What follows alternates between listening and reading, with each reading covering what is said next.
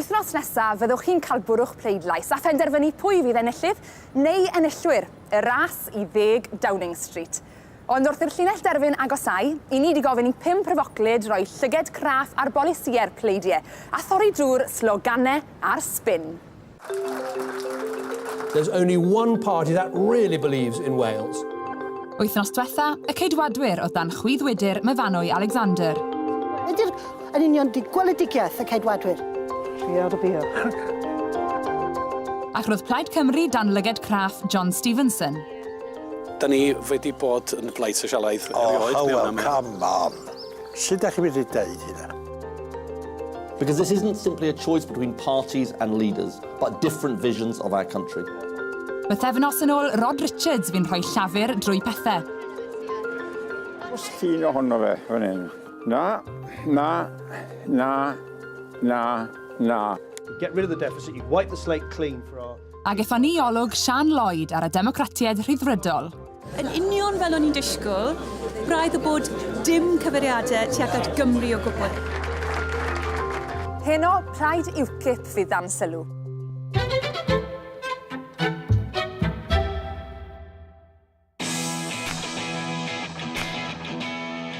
Now, our position is perfectly clear. We want our country back. Mynd tu ôl i'r penawdau gyda UKIP yw'r dasg graffwr ola'n cyfres ni. Yn ohebydd gwleidyddol, cyn mynd yn ymgynghorydd I fair Llundain, Boris Johnson, bellach mae Gito Harry yn bennaeth cyfathrebu I News UK. Dwi'n credu bod UKIP wedi yn rhannol trwy arweinyddiaeth gre torri'r mold. Mae bobl wedi cael llon bol ar wleidyddion sydd yn edrych fel ei gilydd, yn swno fel ei gilydd, a ddim yn siarad yn blaen. Felly mae gweld arweinydd Plaid efo peint yn ei law, yn rhegi ac yn siarad yn blaen, fel chwa o awyr iach. A fi'n credu pe bai na arweinyddion mwy charismatic, mwy cig a gwaed falle ar pleidiau eraill, fysa UKIP byth wedi cael yr agoriad yna gathi. Good luck to you. Yeah, I think we can do it. Yeah. We're not prejudiced, we just want our country back. Of course we do. Exactly. We want our country back. Dwi wedi dod I rywle wi'n nabod yn dda, Penarth ar gyrion Caerdydd, ond dwi'n mynd I rywle wi ddim yn gyfarwydd ag Caffi UKIP. Fanno gen I weld os yw i'n wir bod aelodau'r blaid yma wastad a peint o gwrw yn un llaw ac yn siarad yn blaen a phawb arall wrth herio ein gwleidyddiaeth gonfensiynol ni. Cawn weld. Da iawn yn chwilio chi. Ni'n mynd fan hyn I ni? Ie, dyna man. O, ie. Ar y chwilio chi. Be mae Cymro, Cymraeg, gloiw, digon call yr olwg fel chi wneud gyda'r giwed ma UKIP? Wel, rwy'n cyn aelod o rhyddfrydwyr. Maen nhw'n hollol wahanol I UKIP. I raddau, ond pan weles i'r manifesto beth gysoi haf diwetha, o tipyn bach o synwyr ynddo fe. Mae lot o gelwydd wedi cael ei ddodi o amgylch UKIP. A wedi ffindo bod anwiredd yn hollol a wrai'n eitha hapus gyda'r hysbysybion sydd â nhw yn eu manifesto. Ond I chi, fel rhyddfrydwr dros ddegawdau, un o'r pethau mae'r blaid honno wedi bod gryfa amdano fe yw'n perthynas ni ag Ewrop. Dwi ddim yn meddwl bod fi'n... A'r peth mwyaf amlwg I UKIP yw bod chi moyn gadael Ewrop. Yr amcan I ni yn gweld yw'r unelected European. Maen nhw'n dweud wrtho ni beth gallwn ni a gallwn ni ddim yn wneud. A dyn ni ddim yn bwriadu derbyn hwnna. Mae ffiniau dyn ni a mae rhaid ni edrych ar ôl yn ffiniau a'n rheolau ni. What do you think of this party then and the idea of leaving Europe? Very impressed with them. Are you first time voters? I've learned an idle Farage. What do you reckon? He likes a pint, does he? We don't worry about immigration. We welcome people who are here to work. Because you work and you pay your taxes.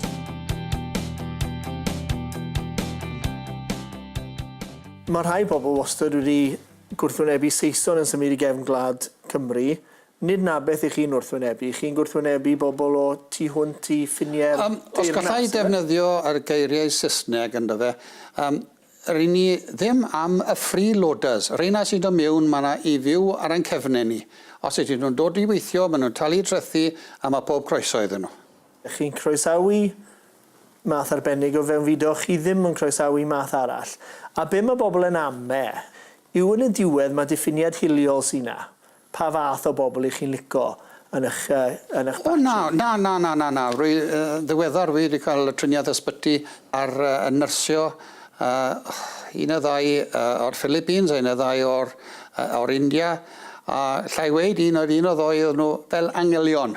A fydden ni ar goll ebddyn nhw. Ta ni yn cael drysau nawr, neu'n codi'r bont, be bynnag chi am i weid, fydden ni fel Gwlad Cymru a fel Gwladwriaeth y Deyrnas Unedig ar goll, fydden ni ar ein cefnau. Dwi ddim yn awgrymu ar codi'r bont. Pwy ni ddim moyn? Dwi ddim yn moyn bobl i ddod mewn fan hyn i fyw ar ein cefnau ni heb gyfrannu.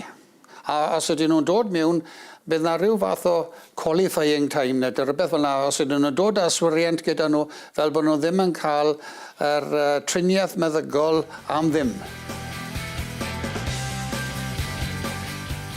Os mae llwyth o bolisi ydyn nhw allan lle o nwyddau fyd, ond sa'n siŵr a fydden ni moyn cerdded beth lle yn gwisgo hwn, heb sôn am hon.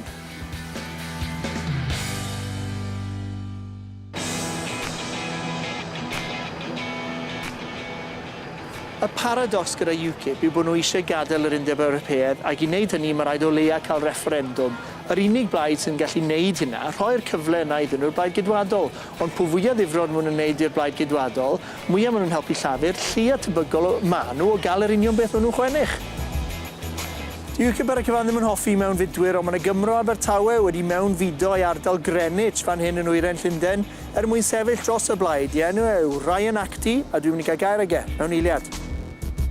Hi Ryan, shwmai? Good day, sir. Welcome to Greenwich. Oh, thank you. Diolch yn fawr.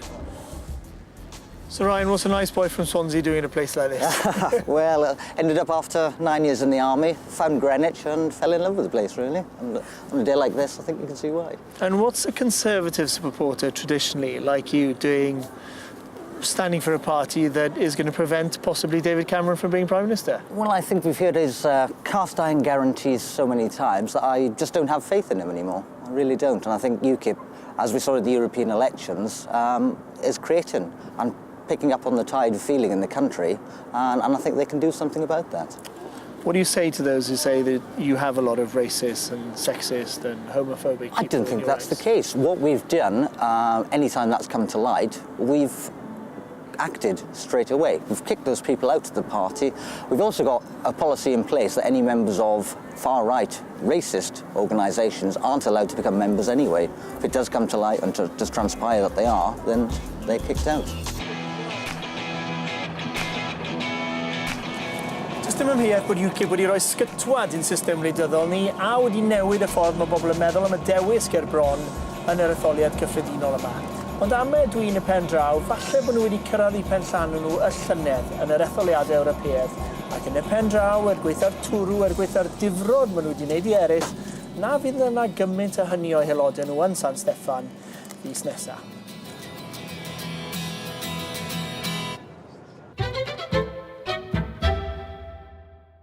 Yn ystod y gyfres, i ni hefyd wedi bod yn holi arweinwyr y pleidiau. Felly, is i holi Nigel Farage pam ddyle pleidleiswyr Cymru roed ymgeiswyr UKIP yn hir cyffredin. Good luck. We're going to thank you. How many times have you been to Wales during this election campaign, Nigel Farage? I was there for our spring conference in March. So not since the beginning of this No, official election I have to try and win a seat in Parliament. I'm not David Cameron. I'm not Ed Miliband. I haven't got a safe parliamentary seat. I've got to try and win this seat, along with, all the other things I've got to try and do. So I'm somewhat stretched, but what I do know is this. I made Nathan Gill the leader of UKIP Wales, and I know that UKIP Wales is in very, very competent hands. As you mentioned, the other leaders have been to Wales. Have you written Wales off as UKIP? No, certainly not. And there are a couple of seats in Wales that we're putting a huge resource and very big effort into. There are 2 very clear target seats for us, and we're giving them our all. Oh, no, I'm not telling you that, otherwise the opposition would know. But no, there are 2 seats in which we really think we've got to... Come on, Nigel Farage, where are they? No, I wouldn't tell you that, Not if you paid me. Not if you paid me. A lot of people in Wales do wonder where you stand on the Welsh language. In your manifesto, it says that official documents would be translated to Welsh where appropriate. Wouldn't it be appropriate to start with a Welsh language version of your Wales manifesto? Well, fine, you know, we can do that. And in fact, we have in the past done broadcasts in Welsh. You know, there is no prejudice. Why isn't there a Welsh language Wales manifesto right Well, now? I don't know, perhaps there is, I don't know. No, there isn't. Isn't there? Well, have you read the Welsh manifesto? I haven't read the Welsh manifesto. Why not? Because I've read the national manifesto. That's what I launched. And if UKIP Wales, in the right parts of Wales, want to translate that, fine. You talk about your national manifesto, and I've read that too, and it talks about our country. But your rhetoric and your message seems to focus on England's glory and the glory days of good old England. Are you essentially an English party? Well, you obviously haven't read our stuff. Well, I have actually, Well, yes. you can't have done because, as you would know, we're the only party in British politics that has elected representation in all four corners of the United Kingdom. Only UKIP has representation You're regularly right quoted as across. saying glorious England, never glorious Wales. Do you know, I don't recall ever saying that in my entire I political heard you last career. week saying it on Tonight on ITV. Now, Glorious England. England's glory. You've got the wrong chap. Nice try, but you've got the wrong politician. Well, he certainly looked You've got like the wrong United politician. Farage. We believe in the United Kingdom very strongly. We believe in devolution. We believe in a fair deal for all parts of the United Kingdom. And of course, you know, the big row about the SNP is putting some great strains on that. But make no doubts about it, we're committed to the United Kingdom.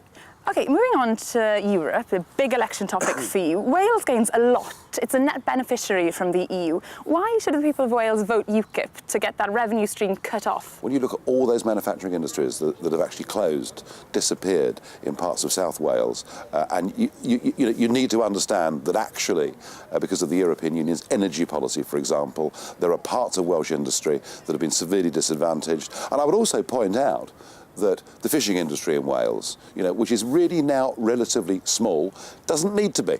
It doesn't need to be. Financially, Wales gains financially more than it puts in. So why would Wales vote UKIP to cut that off? Well, I mean, if you want to give away your independence, your pride and your self-respect because somebody gives you a couple of bob, you can do that. I would suggest that's not a very good way to live. It just seems that the arguments that you put forward for England and the EU just don't stack up in Wales when you look at the finances of it. It seems like we are a net beneficiary. The people in Wales do benefit Well, when you from look it. at the growth of the UKIP vote, the growth of the UKIP vote has been more spectacular in Wales than it has been in England. What's also grown in Wales is therefore, support for Europe. It's gone up 6% in the last year and a half. The majority want to stay within the EU in Wales. You're a party that works against that majority. Well, if you have a referendum, you find out. I mean, you know, I heard all these arguments 13 years ago about the euro. Well, 13 years on, all I can say is, thank goodness we didn't listen to them. Nigel Farage, diolch yn fawr iawn.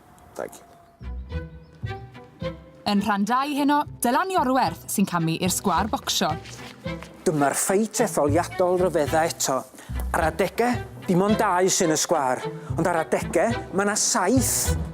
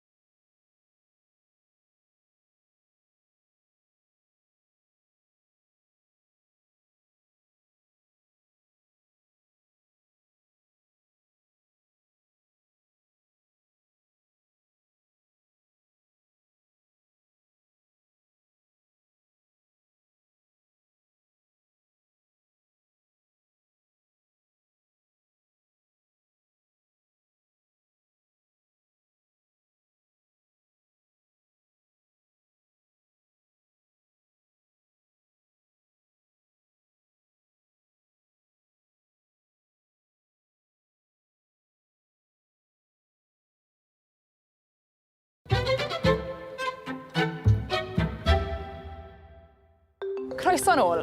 Dros y 2 wythnos diwetha, mae 5 pryfoclyd wedi bod yn rhoi llyged craff ar y pleidiau a'r polisiau. Ond shwt mae'r pleidiau wedi perfformio yn ystod yr ymgyrch? Y newyddiadurwr Dylan Iorwerth sydd wedi bod i'r sgwâr bocsio i benderfynu.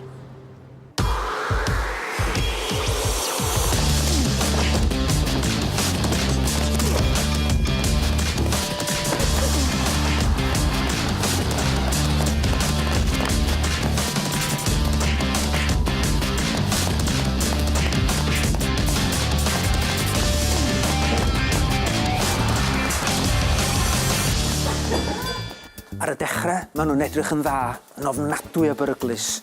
Ac wedyn, da chi'n sylweddoli, mae ymladd efo'u cysgodion yma nhw. Ni llafur yn fler y farian, biff, baff, uppercut efo'r dde i honna. Be, ni'r ceidwadwyr yn dodgi efo'r gwasanaeth iechyd? Clec, swadan efo'r chwith. Yr unig broblem ydy y cysgodion sy'n ennill. Dyma'r ffeit etholiadol ryfedda eto. Ar adegau, dim ond 2 sy'n y sgwar, ond ar adegau, mae 'na 7.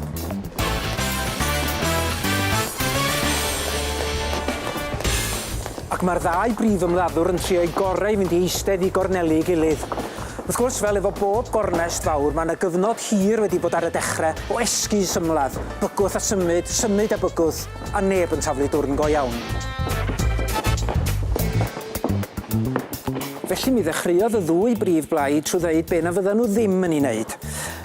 Dim codi'r prif drethu, dim canslo Trident, dim torri iechyd, dim torri addysg. Ar un adeg oedd hi'n ymddangos mae'r enillydd fydde'r un sy'n gwneud dim byd yn well na'r llall. A be am gynigion arbennig i Gymru? Wel, dim lot, efo'r pwyslais fwy ar y dim nag ar y lot. Cymru ydy'r rhan rhwng y rowndiau. Ac wrth gwrs mae yna reswm da am hynny. Dydy addysg Cymru a iechyd Cymru o ran y 2 brif ymladdwr ddim hyd yn oed yn y sgwâr bocsio. Ond be am y lleill? Tydy'r sgwâr erioed wedi bod mor llawn â hyn. Weithiau mae'n anodd cael lle i daflu dwrn go iawn. Weithiau maen nhw'n ymladd y 2 fawr, weithiau dim ond 1. Achos dyma di'r broblem. Tydy Plaid Cymru'r gwrddion a'r SNP ddim eisiau gwneud gormod o niwed i wyneb Ed Miliband a Llafur. Achos wedi'r cyfan, os na fydd o'n ennill grym, fyddan nhw'n cael sniff ohoni. Ac cymaint maen nhw'n gweiddi o'r ochrau, mae'r un peth yn wir am UKIP a Cameron. Rwan ta, mae'r SNP raddau'n cuddio tu ôl i Ed Miliband a wthio fo ymlaen. Ac mae Plaid Cymru wedyn yn cuddio tu ôl i'r SNP. Wow. Be am y democratiaid rhyddfrydol? Fi oedd bron i fi anghofio amdanyn nhw. A dyna'r pwynt. Maen nhw'n sefyll yn yr ochr yn jyst yn symud o un droed i'r llall, yn gobeithio na fydd neb yn sylwi nac yn taflu dwrn atyn nhw. Felly, be sy'n mynd i ddigwydd? Wel, ar hyn o bryd mae'r beirniad wrth yr ochr yn cadw'r pwyntiau'n fanwl, ac mae'r 2 fawr bron yn union gyfartal. Fawr ddim byd yn newid o rownd i rownd, neb yn cael digon i ennill. Ar ôl mae'r seithfed, mi fydd y gamp yn newid. Reslo fydd hi wedyn. Reslo tag, mewn mwd, falle'n noeth. Fydd hi ddim yn olygfa neis.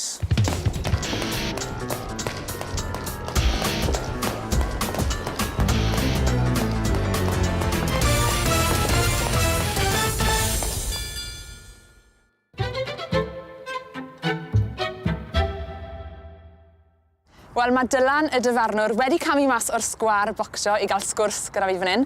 Dylan, dyna'r ymgyrch chi dyn hyn, ond shwt mae'n mynd i fynd rhwng nawr a Mai'r 7fed? Wel, dyfarnwr bocsio dwi'n nid proffwyd, ond mi daethach chi beth mi fyddai'n chwilio amdano fo. I ddechrau, oes gen rwy'n rhywbeth anisgwyl, oes na rwy'n am wneud rhywbeth mentrus allai symud bethau, achos hyd yn hyn maen nhw wedi bod yn eitha gofalus, yn eitha negyddol yn ei hymgyrchu ar y cyfan. Wedi mae hwnna'n un peth. A'r peth arall ydy, oedd lot o'r wythnos ddwytha yn ymwneud â be allai ddigwydd yr ceidwadwyr enghraifft yn codi ofn ynglyn â chlymblaid neu a bartneriaeth SNP a Llafur. Swn i'n tybio, os ydyn nhw'n meddwl bod hwnna wedi gweithio yn y pole piniwn, falle gwelwn ni hwnna'n dod yn ôl eto, a fydd na elfen o godi ofn o'r ochr yna. Ond y cwestiwn wedyn ydy all Llafur argyhoeddi pobl i bod nhw'n saff efo'r economi ac yn y blaen a gwrthwynebu'r ofn a gwrthdaro yn erbyn yr ofn yna. Ti hwnt i hynny, pan ddaw i'n 2 wythfed, pwy sy'n ar cyfle orau i fynd â un San Steffan? Pwy sy'n debygol o gyrraedd drws rhif 10? Yn onest, dwi'n meddwl bod yna neb yn gwybod yn gwrandewch ar unrhyw sylwebyddion, does yna neb yn fodlon deud i am bendant sy'n ffordd neu llall, ond sicr mae'n edrych fel clymblaid, ac os ydy hi'n glymblaid efo Llafur yn amlwg wedyn, mae gen bleidiau fel yr SNP, y gwrddion a Phlaid Cymru, gyfle i gael rhywfaint o ddylanwad, ac maen nhw wedi creu rhyw fath o floc yn dydyn sy'n ymgyrchu yn erbyn y polisi a llymder yma. Un plaid i ni heb edrych arni yn yr wythnosau mae'n arwain fyny at yr etholiad yw'r SNP wrth gwrs. Siwr i chi meddwl maen nhw'n mynd i newid pethau, cael dylanwad ar pethau wrth i ni agosau at fair seithfed? Wel, a deud y gwir, yr SNP ydi stori'r etholiad yma, dwi rioed wedi gweld plaid fel nhw, a dyn nhw rioed wedi cael gymaint o sylw. Felly, yn amlwg maen nhw am gael dylanwad. Yn amlwg, os ydy'r blaid lafur y blaid fwyaf, wedyn mi fydd gen yr SNP le cri i ddylanwadu. Sut maen nhw ddefnyddio'r dylanwad yna sy'n ddiddorol wedyn, mae Nicola Sturgeon wedi awgrymu nad ydyn nhw ddim am drio dinistrio pethau, maen nhw am drio gweithredu lles holl bobl gwledydd Prydain, ond ar y llaw arall, flwyddyn nesaf fydd etholiadau i Senedd yr Alban, mae rhywun yn disgwyl y bydd y posibilrwydd o referendwm yn rhan falle o fanifesto adeg hynny, felly mi alla pethau newid yn ddychrynllyd yn ystod 5 mlynedd y Senedd nesaf. Diolch i chi, Dylan. Wel, dros y 2 wythnos ddiwetha, mae 5 pryfoclyd arall wedi bod yn rhoi llyged craff ar y ras. Ar ôl edrych ar y pleidiau, pa fath o lywodraeth maen nhw'n rhagweld wedi'r etholiad?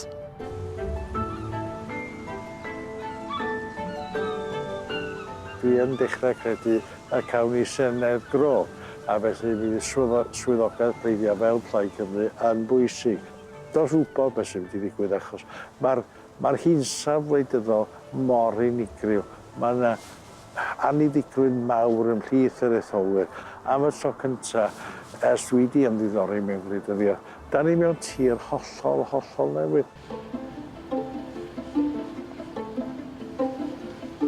Mi fyddwn ni'n disgwyl mai y blaid gydwadol bydd y blaid fwyaf yn hir cyffredin, ond ddim a mwyafrif. Dyle neb wrando ar unrhyw air sydd gan y pleidiau bychain na'r pleidiau mawrion.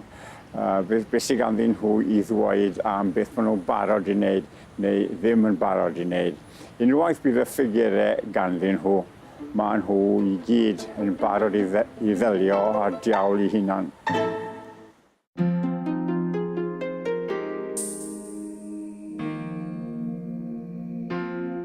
Mae rhaid fi dweud, dwi'n meddwl, yn ystod yr ymgyrch, mae bobl yn mynd i canolbwyntio mwy a mwy ar yr economi.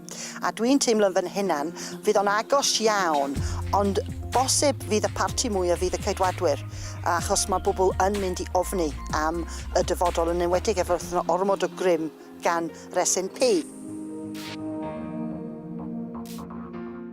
Mae yn mynd i bod yn agos, a falle mae hwn yn mynd i denu mwy o ddiddordeb gan bobl, a gobeithio fydd pwy bynnag sy'n ennill, fydd democratiaeth yn ennill yn y pen draw. Mae'n ngrefft fi'n gweud bod dal yn bosib i David Cameron i barhau fel Prif Weinidog gyda help pob math o gyfuniad. Ond mae'n edrych yn fwy tebygol nawr. Os chi'n edrych ar yr ystadegau oeref, bod dylanwad yr SNP a UKIP cystal, UKIP yn ddinistriol i'r Ceidwadwyr, yr SNP yn y pen draw, tynnu oddi wrth lafur, ond yna'n rhoi yn ôl yr hyn maen nhw wedi ddwy'n yn y Senedd newydd. Mae'n edrych felly y bydd Ed Miliband gyda help yr SNP yn Prif Weinidog.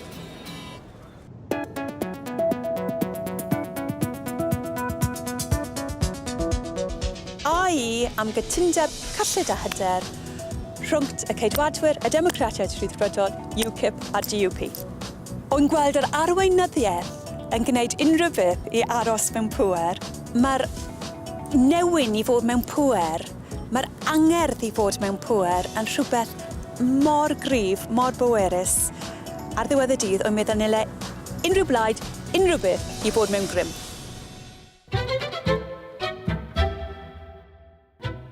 A dyna ni, wrth i'r ras i 10 Downing Street gyrraedd chymal ola, gobeithio bod ni wedi taflu rhywfaint o leini newydd ar y pleidiau, y polisïau, a phwy fydd yn cael eich pleidlais chi. Dim ond un dasg sydd ar ôl bellach, sef gadlu chi benderfynu. Felly rhwng nawr a Mau'r 7, pob lwc.